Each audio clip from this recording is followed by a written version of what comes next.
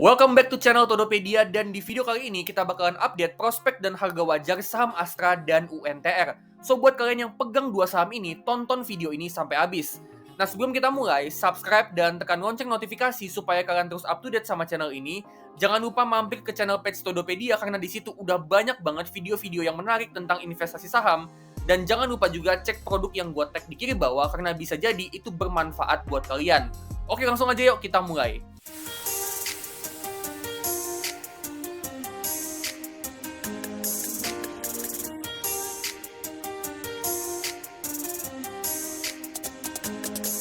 Pertama kita lihat dulu ya update terbaru dari revenue dan profitnya Astra. Revenue-nya tumbuh tipis ya 2,2% year on year, operating profit-nya ini turun 2,1%, dan untuk net profit ini tumbuh tipis 0,6%. Nah dari sini kita bisa lihat kalau bisnisnya Astra tahun ini ngalami stagnasi dari tahun lalu. Tapi menurut gua ini masih cukup oke ya, mengingat tahun ini terjadi penurunan permintaan mobil dan alat berat, yang mana itu ngebuat bisnisnya Astra di kuartal 1 dan 2 kemarin ini ngalami penurunan. Jadi kalau di kuartal ketiga ini bisa naik tipis, menurut gua ini masih jadi sesuatu yang lumayan bagus buat Astra. Nah kalau kita breakdown net profitnya, terlihat di sini kalau segmen otomotif itu turun sampai 7% dan segmen alat berat cuma tumbuh 1%. Jadi kelihatan jelas ya kalau permintaan mobil dan alat berat yang kurang bagus tahun ini memang jadi penghambat utama untuk bisnisnya Astra, apalagi segmen otomotif sama alat berat ini jadi penyumbang laba bersih yang terbesar buat Astra. Nah, tapi bisnisnya Astra ini kebantu sama pertumbuhan di segmen jasa keuangan, yang mana labanya itu tumbuh 6% year on year, dan juga di sektor infrastruktur yang labanya tumbuh 26%. Jadi kalau tahun ini labanya Astra bisa tumbuh tipis, kontribusi terbesar pertumbuhannya itu datang dari dua segmen ini.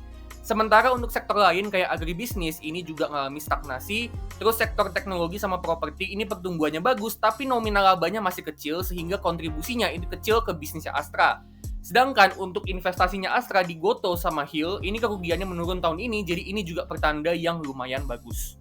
Next, kita lihat update terbaru dari balance sheet-nya. Equity sama liabilities-nya kita bisa lihat di sini, ini hampir sama, tapi total liabilities-nya lebih banyak.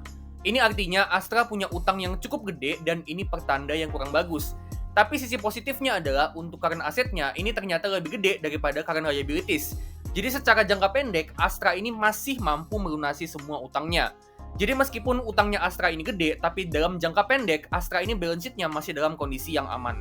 Next, dari segi cash flow, operating cash flow-nya ini positif dan trennya naik meskipun ada naik turunnya. Ini bagus ya, artinya Astra ini bisa hasilin uang kas masuk dari operasionalnya. Dan untuk free cash flow-nya ini juga positif, yang artinya Astra ini juga bisa hasilin uang kas yang nantinya bisa dipakai buat bayar utang sama bagi dividen ke investor. Nah, dari 2 tahun terakhir ya, kita bisa lihat di sini, ini free cash flow-nya menurun. Tapi penyebabnya itu karena belanja modal atau capex-nya Astra ini ngalami kenaikan. Nah, menurut gua meskipun free cash flow-nya turun, tapi ini tetap pertanda yang bagus. Karena dengan capex-nya yang naik, artinya Astra ini memperbesar investasi untuk pertumbuhan bisnisnya untuk kedepannya. Nah, sekarang kita bakalan bahas gimana sih prospeknya Astra buat kedepannya. Apa aja yang bakalan jadi katalis pertumbuhan buat bisnisnya Astra. Nah, yang pertama yang jadi katalis pertumbuhan itu adalah United Tractors sebagai penyumbang pendapatan dan laba yang terbesar buat Astra. Nah, menurut gua, kedepannya ya, alat berat dan jasa konstruksinya UNTR ini permintaannya akan naik seiring dengan makin banyaknya proyek infrastruktur, terutama proyek pembangunan Ibu Kota Nusantara atau IKN. Nah, selain itu, program hilirisasi yang serius banget mau dieksekusi sama pemerintahan Presiden Prabowo, ini bisa mendorong permintaan untuk kontraktor tambang, plus juga mendorong permintaan untuk komoditas seperti batu bara, emas, dan nikel. Nah, bagusnya potensi kenaikan permintaan alat berat dan kontraktor ini juga didukung dengan UNTR yang ngeluarin belanja modal atau capex yang gede banget untuk beli alat berat dan mesin yang baru, dan juga ngembangin fasilitas tambang yang mana itu bisa ningkatin produktivitasnya UNTR. Katalis yang kedua yaitu segmen bisnis otomotif. Nah, menurut gua kedepannya Astra ini masih bakalan jadi penguasa di pasar otomotif di Indonesia. Tapi kedepannya peralihan ke kendaraan listrik atau EV ini memang bakalan jadi tantangan buat Astra karena banyak pesaingnya, salah satunya adalah BYD. Nah, bagusnya Astra ini udah punya produk kendaraan hybrid EV seperti Toyota Innova Zenix. Dan dia juga udah investasi untuk ngebangun ekosistem EV dengan ngebangun stasiun pengisian baterai mobil EV lewat Astra Auto Service. Selain itu, penjualan otomotifnya Astra menurut gua ini akan didorong juga dengan platform digital seva.id, yang mana ini bisa mempercepat proses pembelian mobil dan proses pengambilan cicilan kendaraan. Katalis berikutnya yaitu bisnis jasa keuangan atau Astra Finansial. Nah, Astra Finansial ini pertumbuhannya juga cukup bagus dalam beberapa tahun terakhir, dan kontribusi labanya ke Astra ini juga cukup signifikan. Menurut gua, kedepannya pertumbuhan dari bisnis jasa keuangan ini akan didorong dengan digitalisasi yang dilakuin sama Astra dengan beberapa platform digital. Contohnya seperti Seva.id, Maucash, dan Astra Pay. Selain itu, pertumbuhan ekonomi di Indonesia ini juga akan jadi pendorong pertumbuhan bisnis dari Astra Finansial. Nah, menurut gua, dengan pertumbuhannya yang bagus dan konsisten, Astra Finansial ini akan jadi sumber pertumbuhan yang utama buat bisnisnya Astra. Dan terakhir yang bakalan jadi katalis pertumbuhan buat bisnisnya Astra itu adalah transformasi digital yang terus mereka kembangin. Di mana Astra ini punya banyak platform digital yang bisa mempermudah pelanggan untuk bisa akses produk dan layanan yang dijual sama Astra. Beberapa tadi udah gue mention ya, kayak Seva, Astra Pay, Maucash, terus juga ada Bank Saku, dan gak lupa juga ada OLX.com yang jadi bisnis e-commerce-nya Astra. Nggak cuma dipermudah, tapi menurut gue ya, platform digital ini juga bisa mempercepat dan memperbanyak transaksi yang terjadi di ekosistem bisnisnya Astra. Nah, dengan akses ke produk dan layanannya dipermudah dan dipercepat, dan transaksi juga makin banyak, tentu itu bisa jadi sumber pertumbuhan pendapatan buat Astra untuk kedepannya, terutama untuk segmen bisnis otomotif dan jasa keuangan. Nah, secara valuasi, Astra ini ada di price to earnings 5,9 kali dan PBV 0,97 kali. Yang mana ini ada di bawah PER dan PBV rata-ratanya Astra dari 5 tahun terakhir. Yang mana ini jadi indikasi kalau saham Astra ini lagi under value.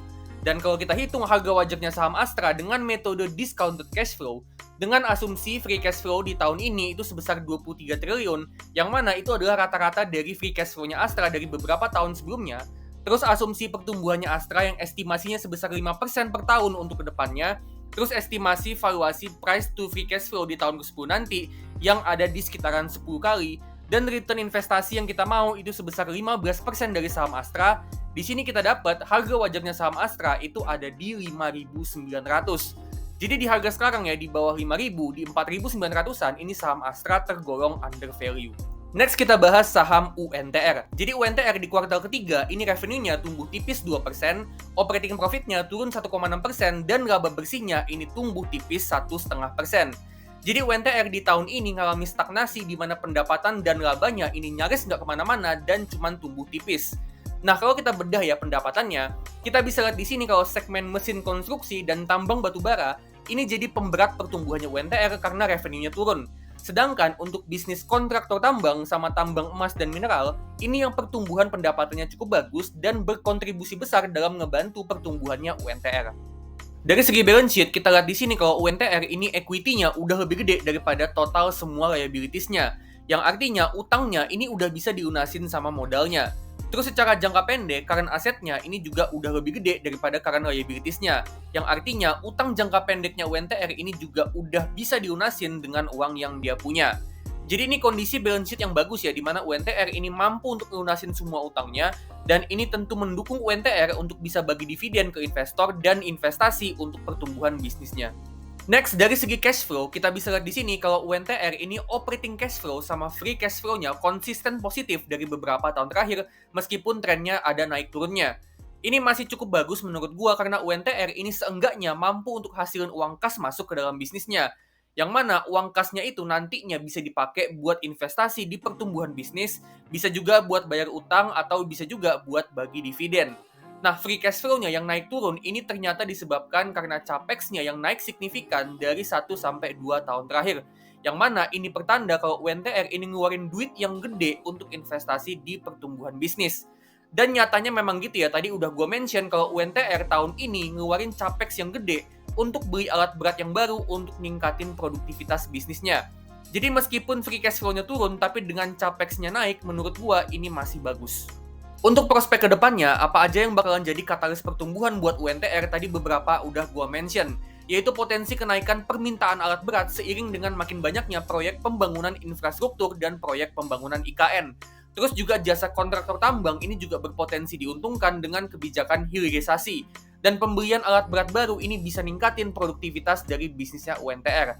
Tapi di sisi lain, kita juga mesti ingat kalau UNTR ini bisnis yang cyclical yang pendapatan sama labanya ini bisa naik turun tergantung dari harga dan permintaan komoditas. Secara valuasi, saham UNTR ini ada di price to earnings 4,7 kali dan price to book value 1,1 kali. Yang mana ini di bawah PER dan PBV rata-ratanya dari 5 tahun terakhir. Yang mana ini jadi pertanda kalau saham UNTR ini lagi under value.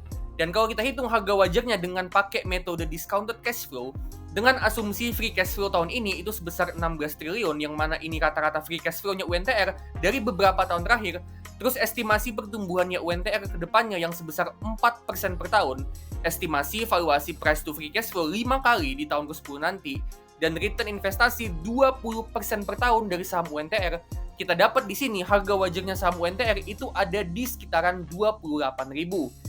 Jadi di harga 26 ribuan, ini saham UNTR masih sedikit under value dari harga wajarnya.